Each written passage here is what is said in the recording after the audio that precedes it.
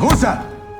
Welcome to the review of the Marvels 2023. You're the best, Captain Marvel. The movie has been hyped up more than a new phone release at an electronic convention. Who this? This is Brian. Hello, I talked to him. Please be quiet. The Marvels is a total mess and nonsense. I get that a writer can come up with the crazy stuff and genuinely believe in their brilliance.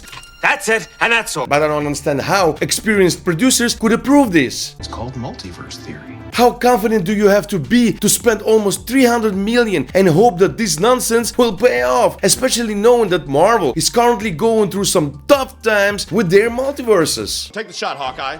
He's out of arrows. Oh, come on! This confusing story is about women and made for women. But according to statistics, women aren't rushing to the theaters. More than 60% of audience is male. Based on the box office numbers, the film can rightfully be considered Marvel's most unsuccessful superhero story. Meanwhile, the entire internet sarcastically revels in the film's failure, hoping that Kevin Feige will finally come down from the heavens to earth and start making some changes. Well, it was. I don't think we set out and said this would be, this will be our funniest movie or this is a comedy.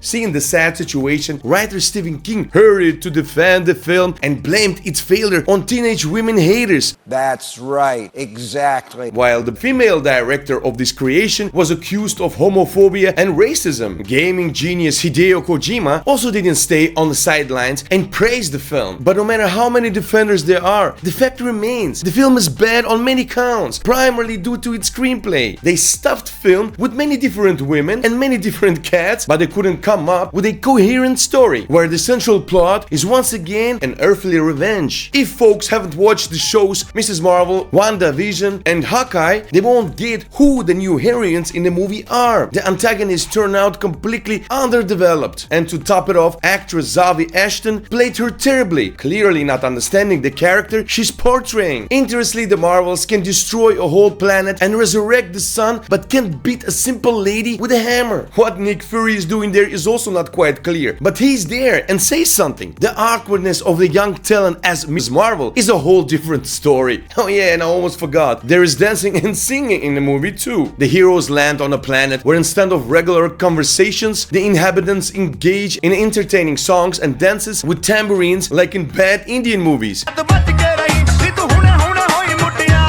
In the first part of Captain Marvel, many viewers were delighted by an alien cat named Goose, but in the sequel, the creators thought there should be more geese and ended up creating dozens of similar creatures, thus completely destroying the uniqueness of the first film. The action in the movie looks unconvincing, and the fights are downright laughable on the level of Star Wars TV shows. The CGI is so heavy-handed, it makes you wonder if the visual effects team was trying to compensate for something. Everything is so saturated with the special effects that you might just walk out of the theater with a pixelated vision. It's like the director threw every color of the paint bucket onto the screen and hoped for a Picasso. In post-credit scenes, they hint at the future story will intertwine with the X-Men universe, and a new team of young Avengers is planned, especially for teenagers, featuring Ms. Marvel, the young Archer from the Hawkeye series, Ant-Man's daughter, and possibly other children of famous superheroes. So we can expect a brave squad of young Marvel heroes. The Marvels 2003 is an experience you won't forget, no matter how hard you try. It's the kind of film that leaves you marveling at the fact that it got made at all. So if you're in the mood for a movie that is satisfying as eating soup with a fork, this is the one for you. Remember folks, this is all in good fun. If you're a die-hard Marvel fan, you probably still enjoyed the movie. But for the rest of us, it's a reminder that not all glitters is gold sometimes. It's just really shiny CGI. Thanks a lot for watching Beauty Popcorn. Like, subscribe, and see you in the next episode.